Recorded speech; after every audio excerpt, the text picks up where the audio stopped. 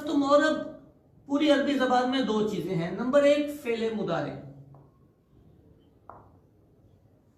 Number दो इसमें मुतमक्किन। ठीक हो गई? नंबर एक फेले मुदारे, नंबर दो इसमें मुतमक्किन। इसमें मुतमक्किन को इसमें मोरब भी कहते हैं जी। तो फेले मुदारे और इसमें मुतमक्किन ये दो ही चीजें पूरी अरबी में मोरब है।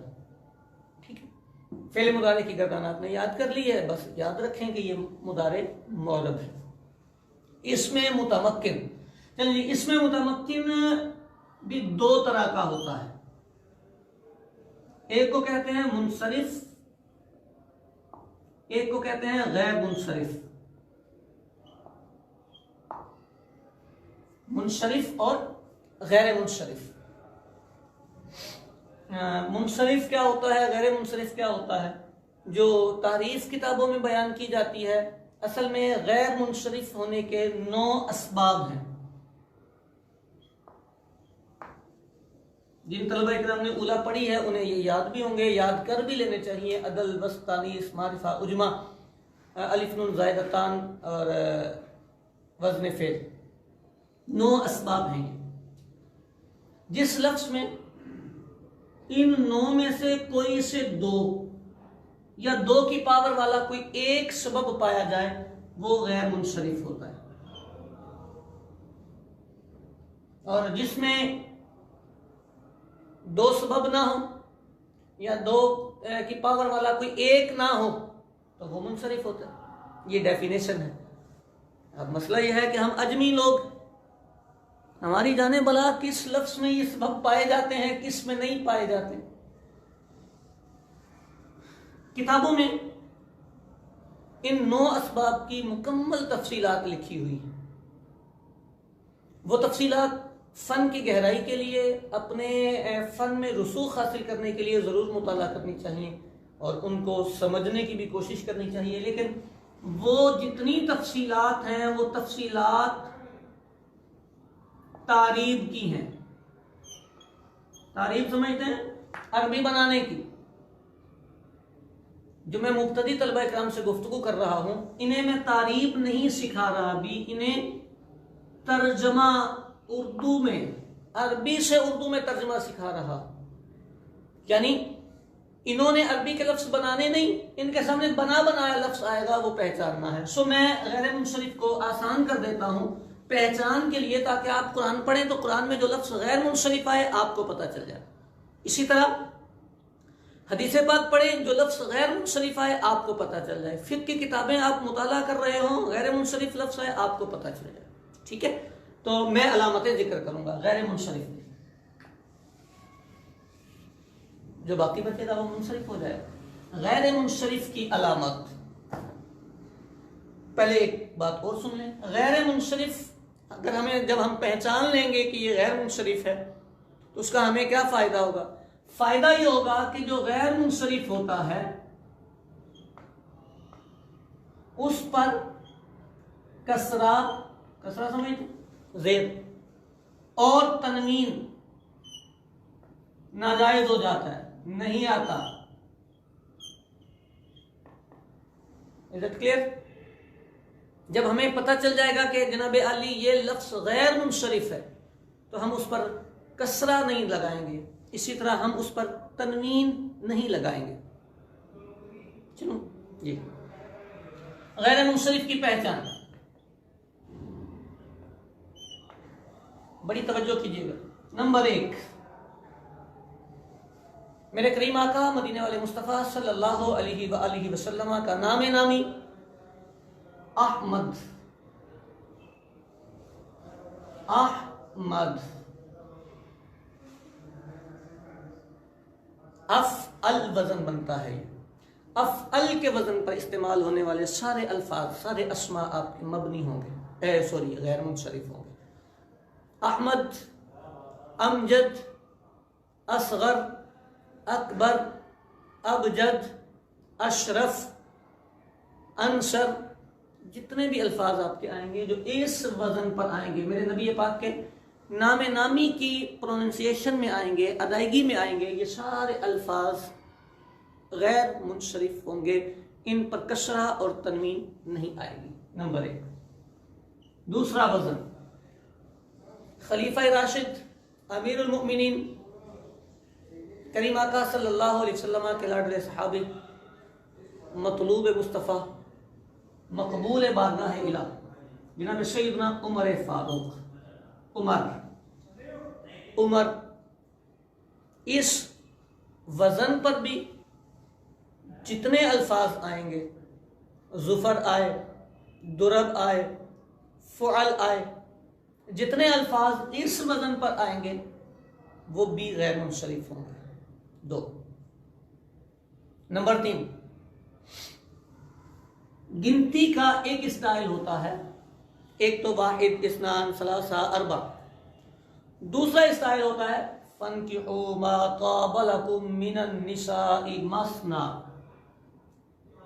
मसनायु, मफअलु, मफअल, मफअल, मसना, मसनायु, मसलसु, मरबउ, मसना। कुरान पाक का लफ्ज़ है तो बरकत के लिए मैंने यही लिखा है, तो मसनायु, मसना। ठीक हो गया। ये जो गिनती का ये स्टाइल है ये भी गैर मुनशरिफ होगा। 3 वजन हो गए। चौथा, गिनती का ही एक और वजन, मसना व सुलास।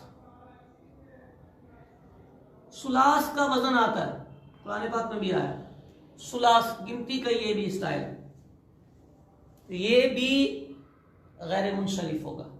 जी, पहले पॉइंट में मैंने 4 वजन जिक्र किए हैं। नंबर 1, अहमद का वजन जहां भी आप आए आप उसे गैर मुनशरिफ कहेंगे।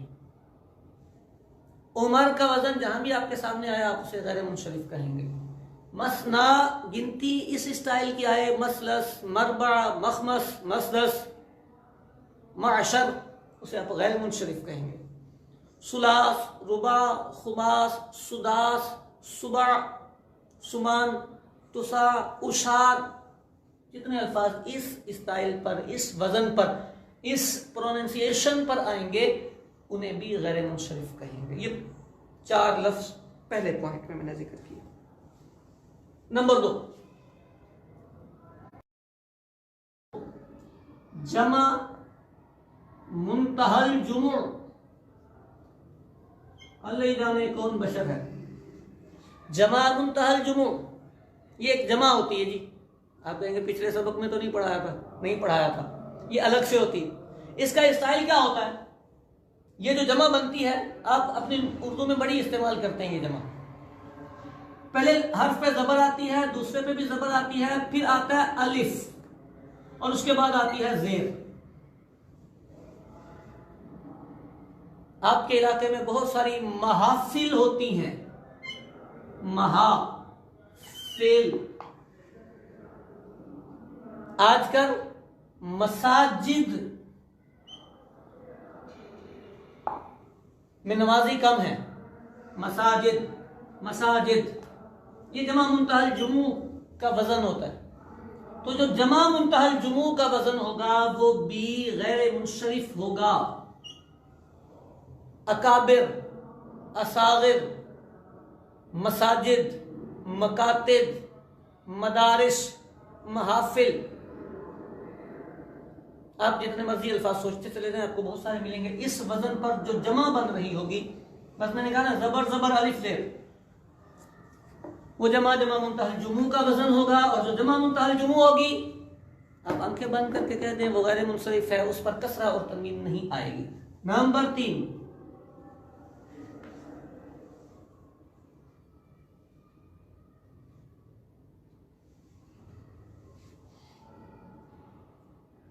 अंबिया किराम अलैहिमुस्सलातु वस्सलाम के अस्माए तय्यबा सब गैर मुनशरिफ सिवाय मेरे करीम आका अलैहिस्सलाम के नाम नामी मोहम्मद सल्लल्लाहु अलैहि वसल्लम। नूह, हूद, लूत, सालिह,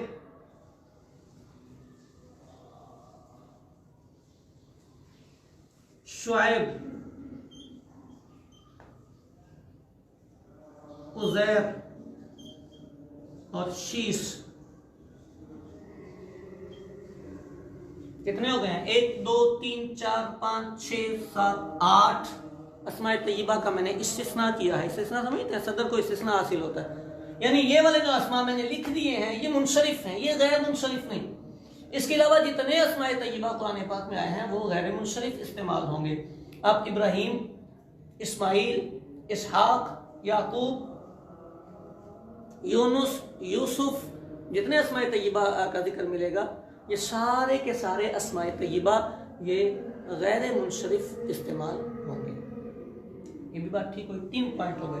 मुझे उम्मीद है कि आपको ये पैटर्न समझ में आएगा, आप इससे पहचान बआसानी कर सकेंगे। आपके सामने कुरान पाक में एक लफ्ज़ आएगा तो आप उसे पहचान जाएंगे कि ये मुनसरिफ है या गैर मुनसरिफ। नंबर 3 4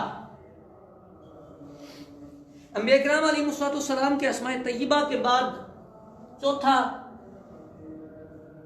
अलम प्लस तानीस।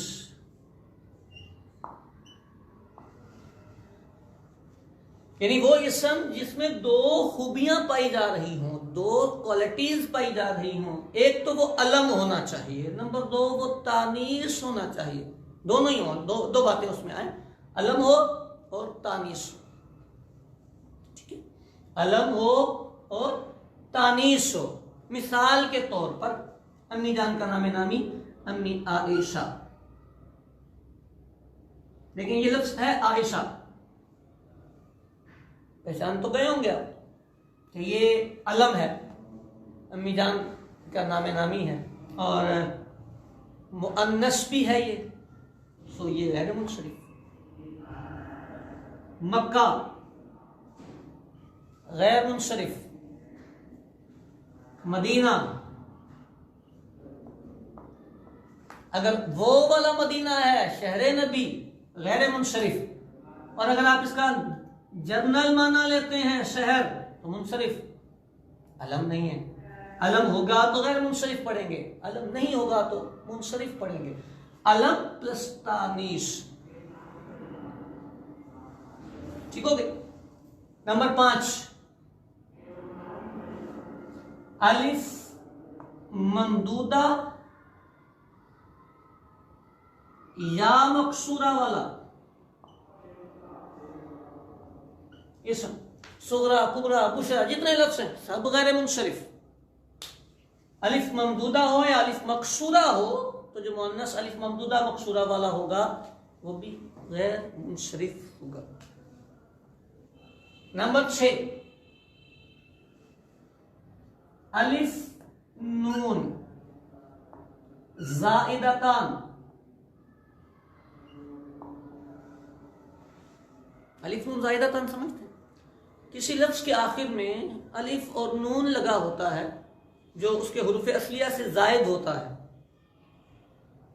जैसे नुअमान लफ्ज है तो नून ऐन मीम इसका मादा है ना, इसके आखिर में अलिफ और नून ज्यादा लगा हुआ। ठीक हो। हसान के आखिर में अलिफ नून जायदा नहीं है क्योंकि उसका असल है हासीन नून, तो हसान अगर बनाएंगे तो नून तो उसका अपना है तो ये जायदा नहीं है। अलिफ नून जायदतान प्लस अलम, यानी दो इसकी भी खूबियां दो ही देखनी है, अलिफ नून जायदतान भी हो और अलम भी हो। ठीक है, तो ये भी गैर मुनशरिफ होगा। नौमान ले लें, उस्मान ले लें, फरहान ले लें, ये अल्फाज गैर मुनशरिफ होंगे। 7वां एक मुरक्कब पढ़ा था ना हमने, मुरक्कब मना सर्फ। तो वो जो मुरक्कब मना सर्फ होता है उसका दूसरा जुज,